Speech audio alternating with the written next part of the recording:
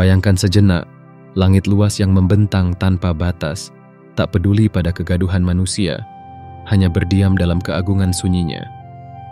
Pohon-pohon menjulang, daun-daunnya berguguran tanpa protes, seolah memahami siklus hidup dan mati sebagai bagian dari harmoni abadi.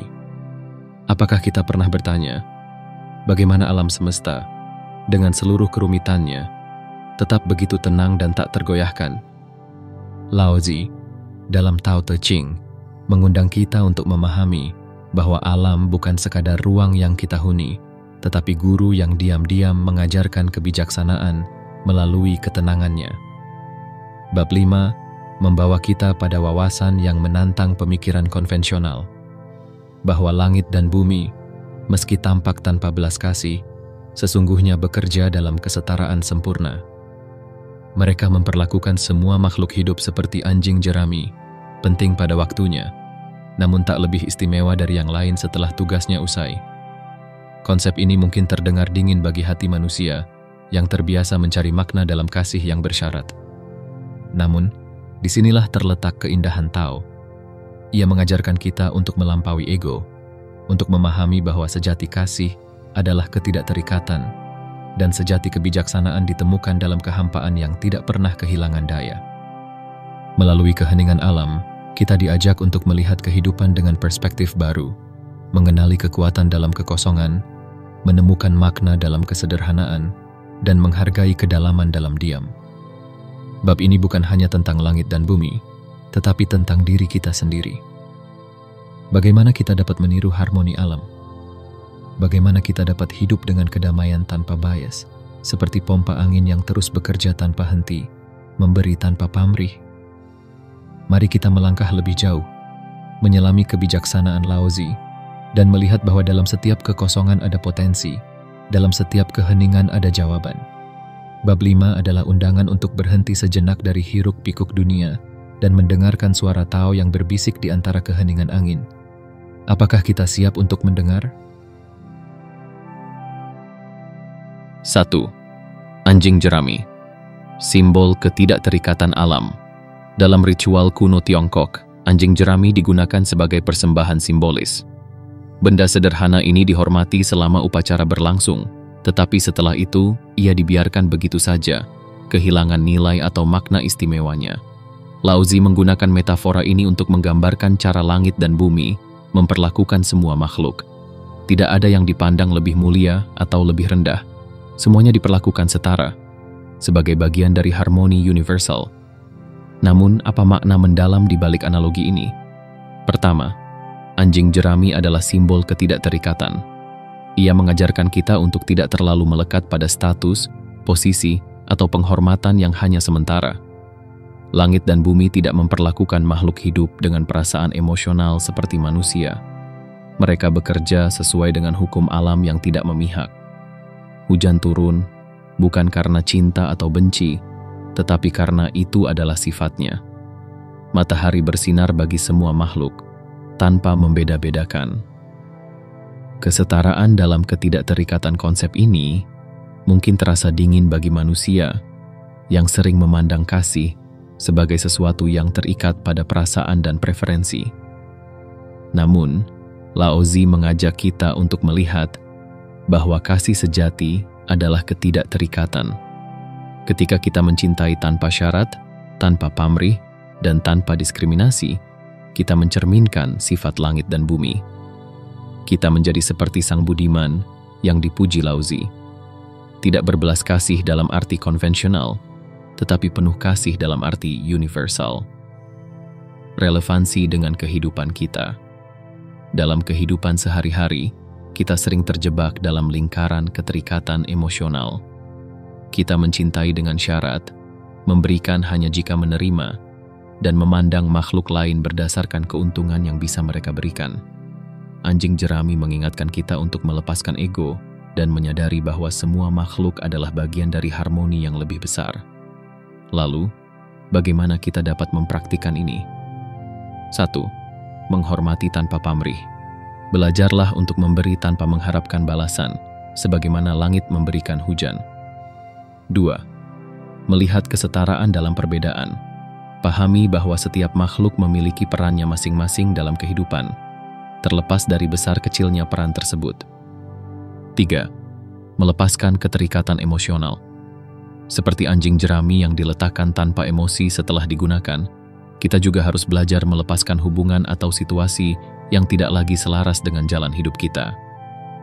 Kebebasan dari keterikatan ke tidak-terikatan bukan berarti tidak peduli atau apatis. Sebaliknya, ia adalah jalan menuju kebebasan.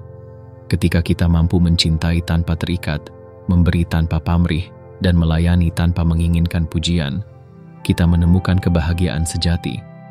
Kita tidak lagi terganggu oleh keinginan untuk dikasihi atau dihormati. Kita menjadi seperti langit dan bumi, bekerja dengan harmoni, tanpa ego, dan tanpa diskriminasi. Anjing jerami mengajarkan pelajaran yang sederhana tetapi mendalam. Hidup tidak harus menjadi rumit. Dengan melepaskan ego dan keterikatan, kita dapat menemukan kedamaian dalam diri kita sendiri dan harmoni dengan alam semesta. Apakah kita siap untuk mencintai dan hidup dengan cara ini? 2. Pompa angin. Kekuatan dalam kekosongan. Laozi menggambarkan alam semesta seperti pompa angin. Sebuah analogi yang sederhana namun penuh makna. Pompa angin tampak kosong, tetapi justru dari kekosongannya inilah ia menghasilkan kekuatan. Semakin banyak ia digerakkan, semakin besar energi yang dihasilkan. Alam semesta bekerja dengan prinsip yang sama, tampak diam dan hening, namun di balik itu terdapat energi tak terbatas yang terus bergerak dan menghidupkan segala sesuatu. Makna kekosongan. Dalam pandangan Tao, kekosongan bukanlah kelemahan. Sebaliknya, ia adalah sumber potensi. Alam semesta, meskipun tampak kosong, menyimpan kekuatan yang tak terhingga. Bintang-bintang bergerak, angin bertiup, dan air mengalir. Semua ini berasal dari prinsip kekosongan yang dinamis. Kekosongan memberikan ruang bagi segala sesuatu untuk muncul, bergerak, dan berubah. Bagi kita, kekosongan ini juga merupakan pelajaran hidup. Kekosongan dalam diri, seperti ketenangan pikiran, atau hati yang bebas dari keinginan berlebihan, adalah sumber kekuatan sejati. Dalam keadaan hening, kita bisa mendengarkan suara kebijaksanaan yang tersembunyi di dalam diri kita. Pelajaran dari pompa angin 1. Bergerak dalam kesederhanaan. Seperti pompa angin yang sederhana namun efektif, hidup tidak membutuhkan kerumitan untuk menghasilkan sesuatu yang besar. Kita hanya perlu terus bergerak dalam harmoni dengan alam. 2. Menemukan kekuatan dalam keheningan. Ketika kita diam, seperti pompa angin yang tampak tidak bergerak, kita sedang mengumpulkan kekuatan untuk menghasilkan sesuatu yang bermakna. 3. Memberi tanpa henti. Pompa angin terus menghasilkan angin tanpa henti. Ia tidak meminta imbalan, hanya menjalankan fungsinya. Ini mengajarkan kita untuk melayani dengan tulus tanpa pamrih. Relevansi dalam kehidupan sehari-hari. Dalam dunia modern, kita sering terjebak dalam aktivitas yang tak ada habisnya, seolah-olah produktivitas adalah segalanya. Namun, Laozi mengingatkan kita bahwa kekuatan sejati tidak terletak pada berbuat banyak, tetapi pada berbuat cukup dengan cara yang selaras. Seperti pompa angin, hidup yang efektif adalah hidup yang memanfaatkan energi secara bijak tanpa membuang-buangnya dalam hal yang tidak penting. Cobalah untuk membuka ruang dalam hidup, berhenti sejenak dari hiruk-pikuk aktivitas, dan berikan waktu untuk merenung. Kekosongan ini akan memberikan inspirasi baru. Memahami kekuatan kesederhanaan, fokus pada hal-hal yang esensial, dan lepaskan hal-hal yang hanya membawa kerumitan. Memberikan tanpa ekspektasi, sama seperti angin yang dihasilkan pompa tidak memiliki tujuan egois. Belajarlah untuk memberi dengan tulus tanpa mengharapkan balasan. Kekuatan yang tak terlihat. Pompa angin adalah simbol bahwa kekuatan terbesar seringkali tidak terlihat. Ia bekerja tanpa suara, tetapi menghasilkan angin yang dapat menggerakkan perahu, memutar kincir, dan menyegarkan kehidupan. Demikian pula, kekuatan terbesar dalam diri kita seringkali berasal dari keheningan, kekosongan, dan kesederhanaan. Dengan memahami prinsip ini, kita diajak untuk berhenti sejenak, merenung, dan menemukan kekuatan yang ada di dalam diri kita. Seperti pompa angin, hidup kita dapat menjadi sumber energi bagi dunia jika kita tahu bagaimana menggerakkannya dengan bijak. Kosong tapi bukannya tanpa daya, makin banyak digerakkan, makin banyak angin yang diproduksi. Apakah kita sudah menemukan kekuatan dalam kekosongan diri kita? 3. Banyak bicara adalah kelelahan. Kebijaksanaan dalam diam. Laozi memberikan peringatan yang sangat relevan. Banyak omong hanya melelahkan. Kata-kata, meskipun menjadi sarana utama manusia untuk berkomunikasi, seringkali menjadi penghalang bagi pemahaman yang lebih mendalam. Dalam kebisingan kata-kata, kita kehilangan esensi dari apa yang benar-benar ingin disampaikan. Kelelahan yang tidak disadari. Dalam kehidupan sehari-hari, kita sering terjebak dalam kebiasaan berbicara tanpa berpikir.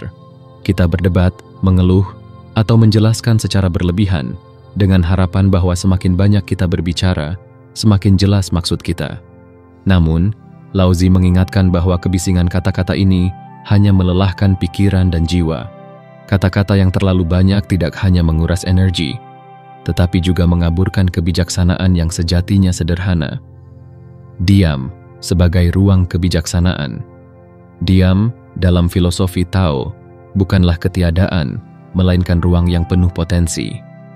Dalam keheningan, ada kesempatan untuk mendengar, memahami, dan merenung. Diam memungkinkan kita untuk 1. Mendengar suara alam dan diri sendiri. Ketika kita berhenti berbicara, kita mulai mendengarkan. Alam dan intuisi kita seringkali memberikan jawaban yang tidak bisa ditemukan dalam kebisingan. 2. Menghindari konflik yang tidak perlu. Banyak perdebatan atau perselisihan muncul karena terlalu banyak kata yang diucapkan tanpa pemikiran mendalam. Diam dapat menjadi peredam yang membawa kedamaian. 3. Menemukan makna sejati.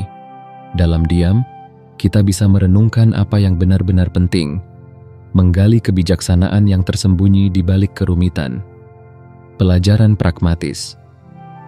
Untuk menerapkan kebijaksanaan ini, kita dapat mempraktikkan beberapa langkah. Berlatih menahan diri. Sebelum berbicara, tanyakan pada diri sendiri, apakah kata-kata ini benar-benar perlu? Apakah mereka akan membawa manfaat atau hanya menambah kebisingan? Menciptakan ruang keheningan dalam keseharian. Luangkan waktu setiap hari untuk bermeditasi atau sekadar duduk dalam diam. Biarkan pikiran mengendap dan temukan kedamaian dalam keheningan. Mengutamakan mendengar. Dalam percakapan, fokuslah untuk mendengarkan orang lain. Dengan mendengar lebih banyak, kita dapat memahami lebih dalam. Kekuatan diam dalam kehidupan keheningan seringkali disalahartikan sebagai kelemahan atau ketidakmampuan berbicara. Padahal, diam adalah bentuk kekuatan yang seringkali lebih efektif daripada kata-kata. Ketika kita diam, kita memberikan ruang bagi orang lain untuk berbicara, untuk mengungkapkan diri mereka, dan untuk merasa dihargai. Kita juga menunjukkan kendali diri, yang merupakan tanda kebijaksanaan sejati.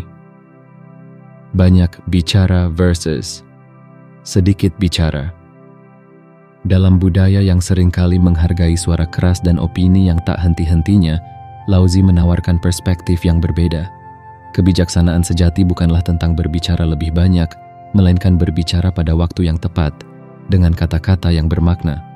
Bayangkan sebuah kolam yang tenang. Ketika kita terus-menerus melempar batu ke dalamnya, airnya menjadi keruh dan refleksinya hilang. Tetapi ketika kita berhenti, airnya kembali tenang dan refleksi yang jernih muncul. Demikian pula dalam hidup kita, keheningan adalah kunci untuk melihat gambaran yang lebih besar. Renungan, apakah kita terlalu banyak berbicara dalam kehidupan kita? Apakah kata-kata kita membantu atau justru menambah kebingungan? Laozi mengajarkan bahwa kebijaksanaan sejati terletak dalam kesederhanaan dan keheningan. Dalam diam, kita tidak hanya menemukan kedamaian, tetapi juga jawaban yang seringkali tersembunyi di balik keramaian suara. Banyak omong hanya melelahkan. Lebih baik temukan kebijakan diri dalam sanubari. Maukah kita mencoba berhenti berbicara sejenak dan mendengarkan suara batin kita? 4. Sang Budiman. Meniru Tao dalam kehidupan. Dalam bab 5, Laozi memperkenalkan konsep Sang Budiman, sosok manusia yang telah mencapai harmoni dengan Tao. Sang Budiman tidak berbelas kasih dalam arti konvensional, tetapi justru memperlakukan semua orang dengan ketenangan dan keadilan, seperti langit dan bumi memperlakukan semua makhluk. Hal ini mungkin terdengar aneh pada awalnya. Bagaimana seseorang dapat menjadi bijaksana tanpa belas kasih? Namun, jika kita menggali lebih dalam, kita akan menemukan bahwa kebijaksanaan Sang Budiman justru terletak pada ketidakterikatannya. Meniru sifat langit dan bumi. Langit dan bumi bekerja tanpa pamrih, memberi kehidupan tanpa memihak. Matahari bersinar untuk semua, hujan turun tanpa memilih siapa yang layak mendapatkannya. Sang Budiman, menurut Laozi, meniru sifat ini dalam hidupnya. Ia tidak memandang seseorang berdasarkan status, kekayaan, atau kekuasaan. Ia melihat semua orang sebagai bagian dari harmoni alam semesta. Dalam pandangan ini, kasih sejati bukanlah tentang emosi, melainkan tentang keadilan. Kasih yang dilandasi ego seringkali dipenuhi ekspektasi dan keinginan untuk balasan. Sang Budiman mencintai tanpa syarat, tidak mencari pengakuan, dan tidak terikat pada apa yang diberikan atau diterima.